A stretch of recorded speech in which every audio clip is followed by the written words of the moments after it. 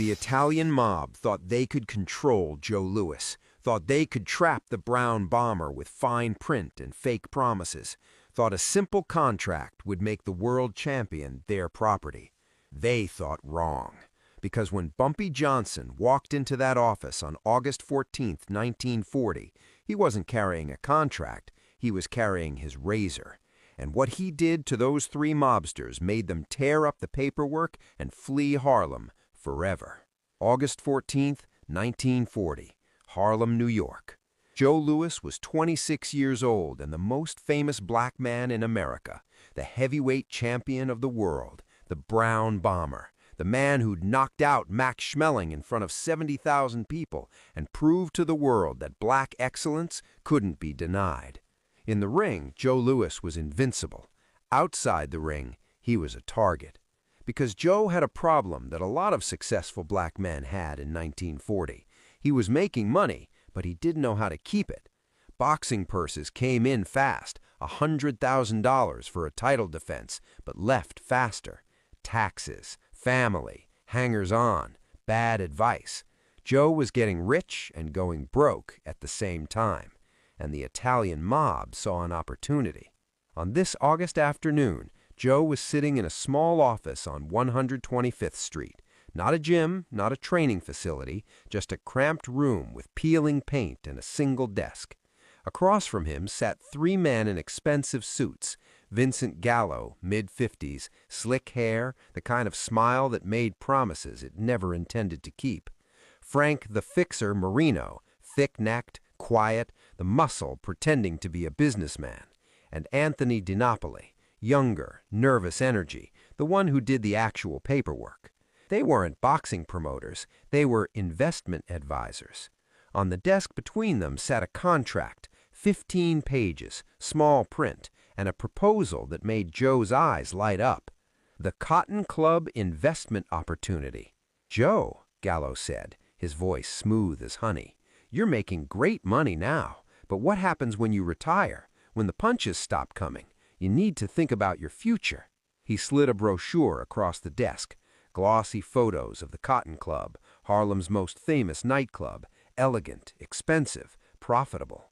"We're expanding, opening 3 more locations, Harlem, the Bronx, Brooklyn. We need investors, smart investors, people who understand entertainment, who have name recognition." Frank leaned forward. "You put in $50,000, Joe. Within 2 years, we'll triple it. $150,000, guaranteed. Plus, you get a percentage of all 3 clubs, 10% ownership, your name on the door, Joe Louis's Cotton Club. Can you imagine?" Joe could imagine. He could see his name in lights, could see himself walking into his own club, people cheering, could see financial security for his mother, his family, his future. What Joe couldn't see was the trap. The contract was designed to look legitimate. It had official language, corporate structure, revenue projections. But buried in the fine print, page 11, section 7, subsection C, was the real deal. Joe's $50,000 would go into an investment pool controlled entirely by Gallo and his partners. The guaranteed returns were contingent on performance metrics that would never be met. The 10% ownership was in a shell company that didn't actually own the clubs. And if Joe tried to pull out, he'd owe them $100,000 in early withdrawal penalties. It was a classic mob scam. They'd done it to boxers, musicians, athletes, put their money in, never see it again, end up owing more than they started with. Joe Louis, genius in the ring, innocent outside it, didn't see any of this. "I don't know," Joe said slowly. $50,000 is a lot of money. That's almost everything I got saved. Maybe I should talk to my manager." "Your manager doesn't understand investment," DiNapoli cut in quickly. "This is high-level business. You need specialists, people who know Harlem, who know nightclubs, who know how to make money work." "Plus," Gallo added, "this opportunity closes tomorrow. We got other investors lined up. Sugar Ray Robinson, some musicians. You walk away now, that's it. Gone." It was a lie. There were no other investors. This trap was built specifically for Joe Louis. Joe reached for the pen. That's when the door opened. Bumpy Johnson didn't knock, didn't announce himself, just walked in like he owned the place, which, in every way that mattered, he did. At 35 years old, Bumpy was Harlem's undisputed king. 3 years out of Sing Sing, he'd taken over the numbers racket, established his protection network, and made it clear to every Italian gangster in New York, Harlem was his. He was wearing a charcoal three-piece suit, white shirt, black tie, and in his waistband, the straight razor that had carved his reputation into Harlem's streets. Bumpy's eyes moved from Joe Louis, pen in hand, to the 3 Italians. His face didn't change, didn't need to. "Joe," Bumpy said calmly, "put the pen down." Joe looked up, confused. "Bumpy, I'm in a meeting?"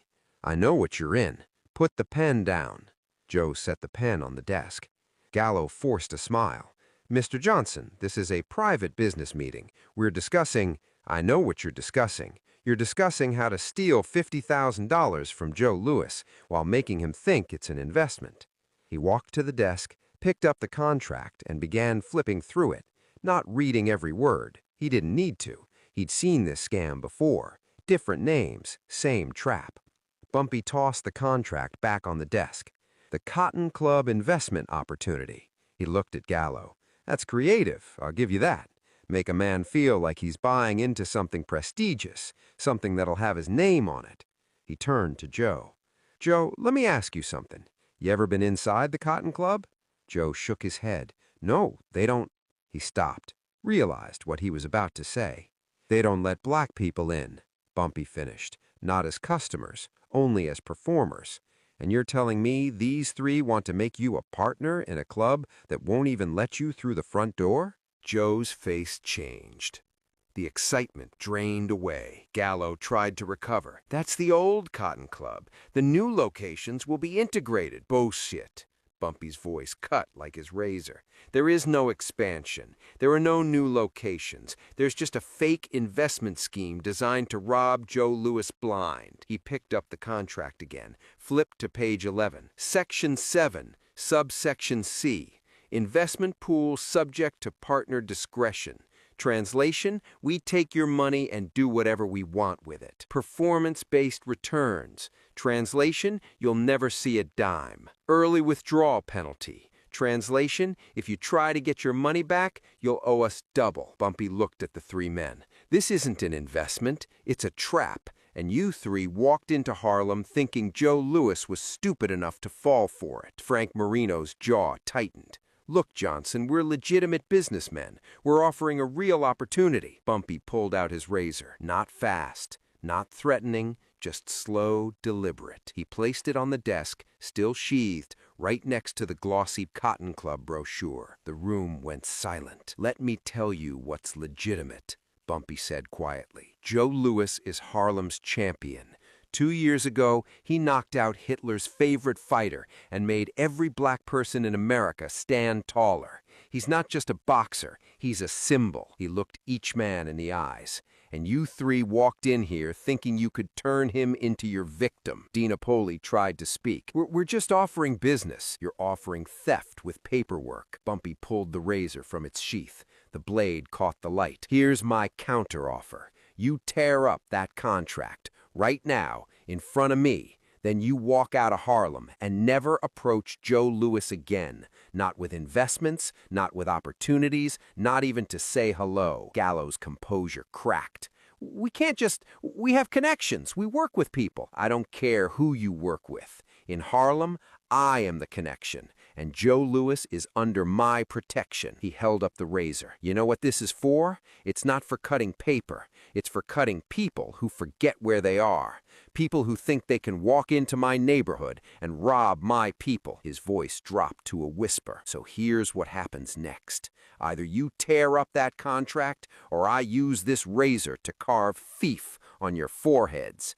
Then I make sure every gangster, every businessman, every hustler from here to Chicago knows you tried to steal from Joe Louis. He let that sink in. You'll never work again. Nobody will trust you. And every time you look in the mirror, you'll see the word I carved into your face, reminding you of the day you tried to fuck with Harlem's champion. A dark stain spread across DiNapoli's pants.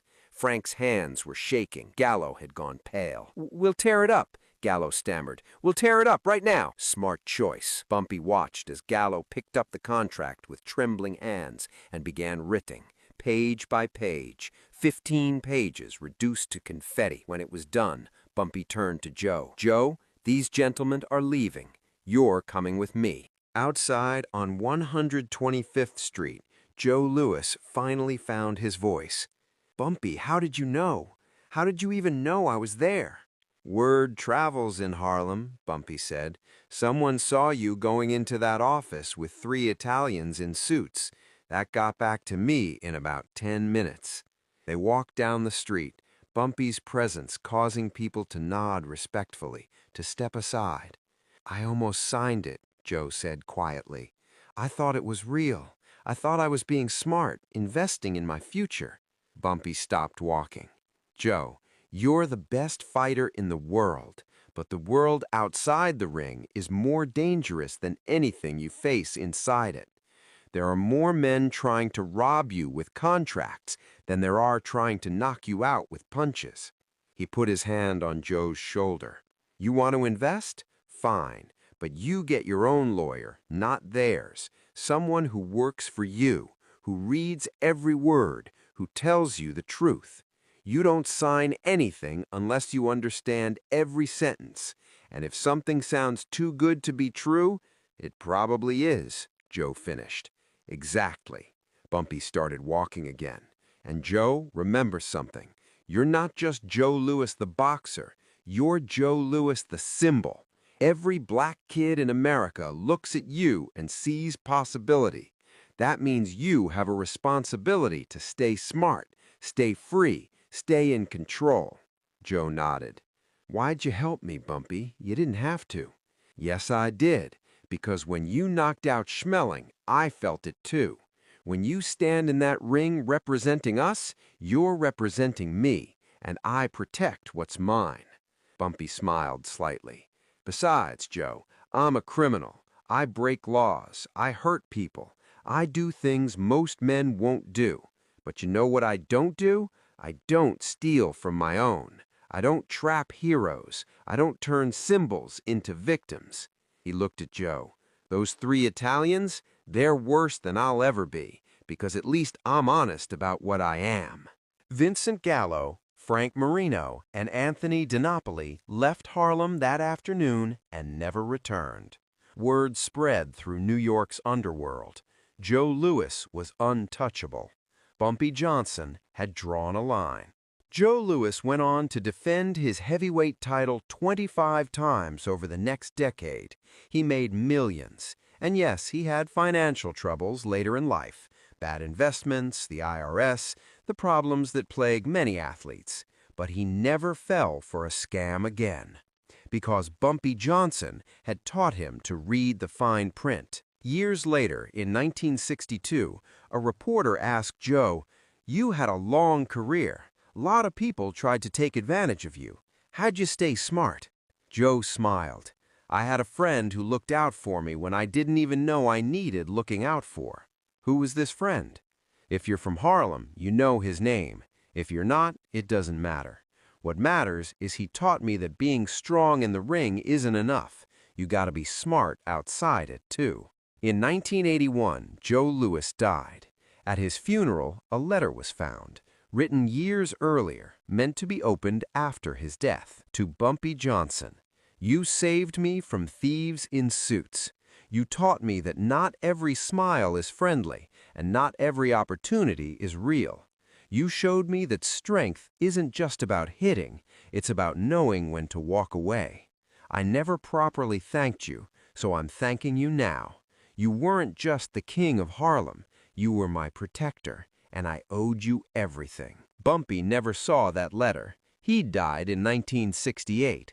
But the people who knew both men understood what that August day in 1940 was really about. It wasn't about a contract. It wasn't about $50,000. It was about a principle. Harlem protects its own. Heroes don't get robbed on our watch, and anyone who tries learns the hard way, one razor cut at a time. If this story of protection, wisdom, and power moved you, hit that subscribe button and smash that like. Share this with someone who needs to understand that the biggest threats don't come from fists, they come from contracts and fake promises. Drop a comment. Have you ever almost fallen for something that seemed too good to be true? Let's keep these untold stories alive.